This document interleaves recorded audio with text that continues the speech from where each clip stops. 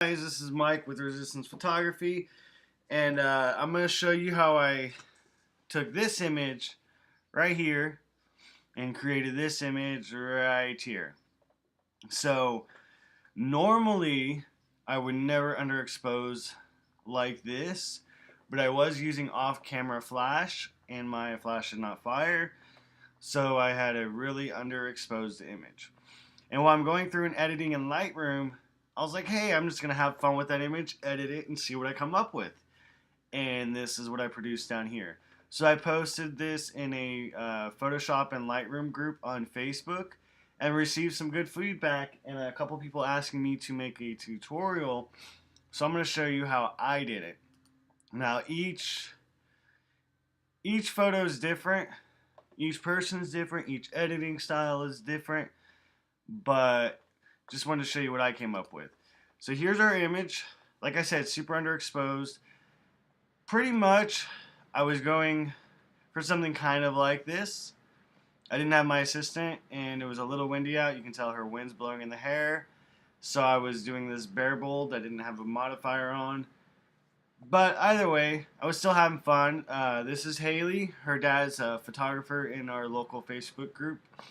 And she's a local model, so she came out today and let us photograph her. So this is what we're going for. So first off, our image is way underexposed. I personally like working with underexposed images sometimes, especially when shooting natural light and I'm not shooting a wedding, because it seems the image holds so much color in it. And you don't really see it, but there's so much color stored in there versus an overexposed image or a slightly brighter image where color just kind of gets lost. I'll show you an example. I took a shot of my wife, and here again is an image that was really dark. Let me reset it. So really underexposed, and I really liked it, really liked the colors in it, and ended up with this. So it came out really neat. Anyways, let's go back to our original photo. So I'm going to go here, right? We're underexposed, so the first thing we're probably going to do is raise the exposure. Now, just a heads up, we're going to have a lot of grain, and there's going to be a lot of crazy stuff happening with this photo. So it's not going to be as sharp as what I would like, but we can recover this image to a degree. And I'm sure there's better ways of recovering this, but this is just how I did it. So I'm going to bring it up. Right here is okay. Right here is good. Maybe just a little bit more. Right there is where I feel comfortable. And if you already look, I mean, there's so much grain going on right now. Just because we've raised the exposure so much, that's going to happen. We can work with that a little bit, but we can't get rid of that completely. Alright, so now that we've done that, we're going to add some contrast. You don't have to, but for this image I do want contrast. Maybe bring down the highlights a little bit, because eventually what I'm going to do is I'm going to bring back some of that sky. It doesn't look like it's there, but it's there. We'll bring it back. So we'll bring down the highlights, and that'll work. I'll raise the shadows just a little bit. Crush those blacks. You might be asking why I bring up the shadows and then bring down the blacks. Why, a lot of people don't think that makes sense. For me, bringing down the blacks just really gives it that punch. And bringing up the shadows is like a wider range of blacks, if that makes sense. So it gives it a unique look that I like. Yeah, so typically that's the same edit I'll do with most of my images. A lot of times I'll actually bring down the clarity just a little bit. I could with this image, but since this is an urban session, I'm just going to add that clarity. Sometimes I'll add a lot and have fun with it. I think for this one I'm only going to add a little bit. Let's see, a little less. We'll do that for now. And before I go any further, the colors on this are kind of weird right now. So let's go ahead and correct some of that. We'll warm it up just a little bit. And I think that's good for now. I like that. And we'll mess with the tone curve later. Now the saturation, her skin colors are relatively, where I'm gonna want them here in a little bit. But we'll just add a little bit, maybe luminance, kind of brighten those up a little bit. And then we'll add a little bit of saturation. And then I'm gonna take the blues and I'm gonna bring down the luminance probably quite a bit. Now when we do that, we are getting reflection on the ground of the sky. So when we bring down the blues in the sky, it's going to add blues to the ground. We're going to take those out of the ground later. Bring down the luminance of the aqua. And for me, that's good for now on luminance. We'll add a little bit of blue to the sky. I'm liking the color we're getting now. I can change it to more of a blue, but I'm not really feeling that. So we're just going to add a little bit of saturation, a little bit in the aqua, and that's good for me right now. I know I'm going to go back and probably raise my vibrance just a little bit and just raise all those colors up slightly. And then from here, I mean, you can kind of just have fun. If I do sharpen this image any more than what it is, we are going to add a lot of noise and a lot of artifacts in there. So this is where it gets a little difficult. You have to make your best judgment on the image of what you want to do. I'm going to go ahead and sharpen it, add some noise reduction, and if you look, I mean, you see a lot of color noise going on. So I'm just going to go ahead and raise this all the way up. And that's what you get when you take an underexposed image and just boost it up. Now, if you look, you do see a lot of purples and a lot of crazy colors. What we can do with that is go to here and just bring down these purples or magentas and bring down the purples, and we get rid of a lot of that. I mean, it's still there a little bit, but a lot of it's gone. So, I mean, we're getting pretty close. Got a little bit of editing to do. Now, if you look, there's some distortion going on in this image.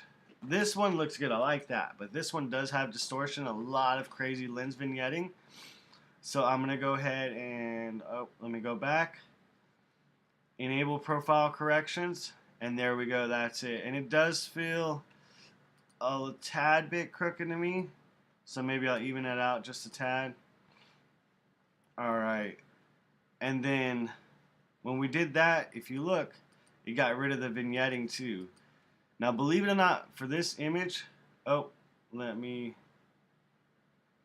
get rid of that.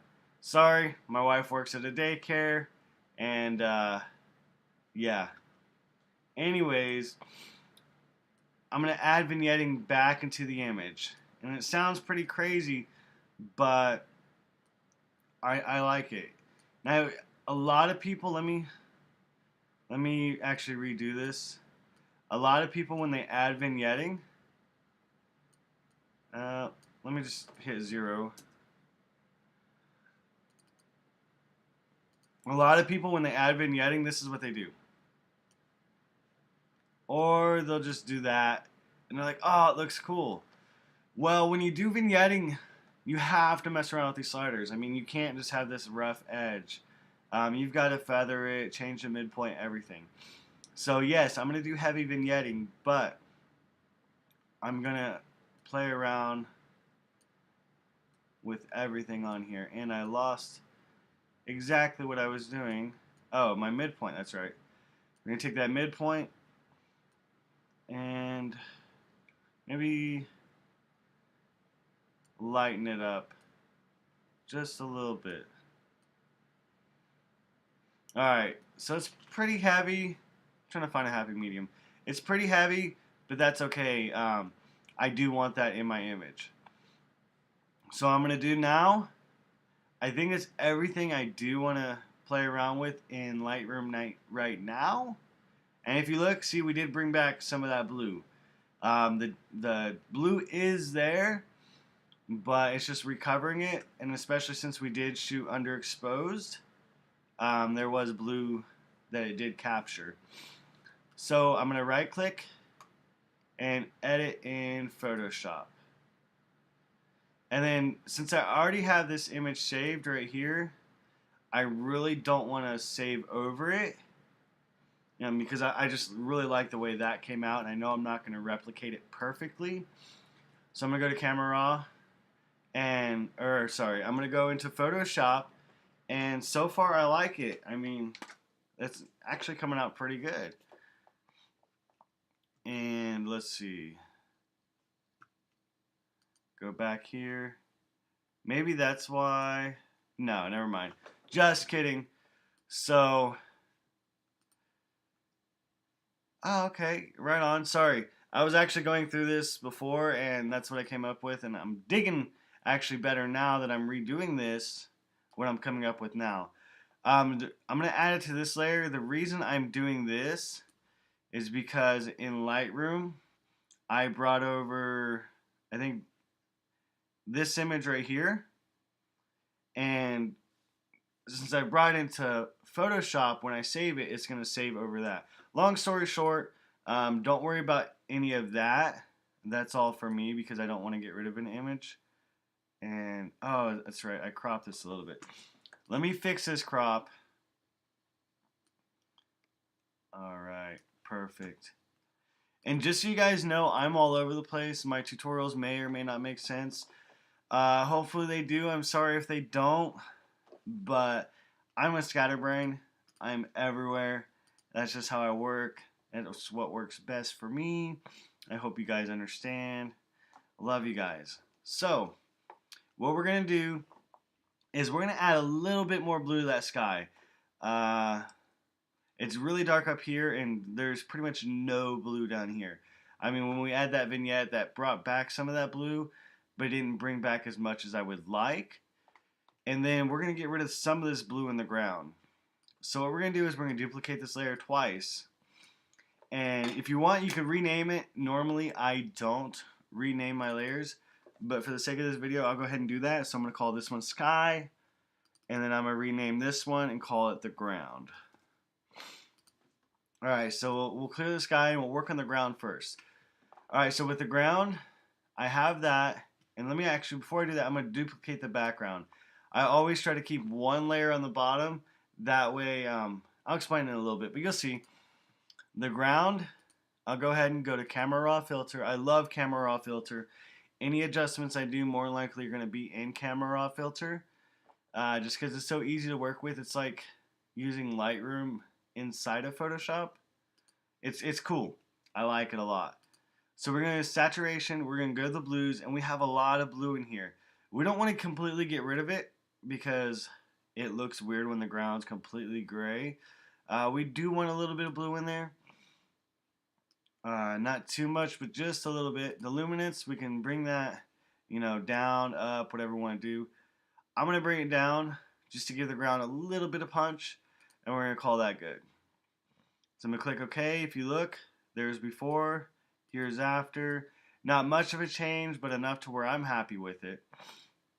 And then I'm going to create a mask. So click this right here, a vector mask, layer mask, whatever you want to call it. And then I'm actually going to hit Control-I or Command-I on Mac. And what I'm going to do is I'm going to go to the brush, switch this over to white, and then I'm actually going to paint in, or I'm actually going to remove the blue, but I'm painting in this new layer. And normally I would take my time, go around the model. For the sake of this video, I'm not going to do all that. I think you get the point. Now, I'm probably not going to remove it off the buildings. It doesn't really bother me. I did see this getting blue added to it, so I'll remove some from there. I'm not worried about all that. It's just a video. Alright, so now we have all that done. We're going to go ahead, and I'm going to combine these layers. And we're good, so it's just a subtle change, but enough to where I'm happy with it. Now the sky, we're going to try to bring in some blues. So what we can try is going in the camera raw filter and adjusting the layers again, but I'm not really too sure this is gonna work like I want it to. Yeah, the blues are just kind of overdone for me here. We can do something like that. But at this point, we're pretty much gonna have to paint in some blue. So let's go ahead and we'll find an area I like. Take this, create a new layer, and then I'm just gonna kind of paint some in. And then I know this is rough. I'm gonna go back and mask off what I don't want. And then we'll bring down the opacity to something a little more suitable. And then create a layer mask, switch this over, and clean this up.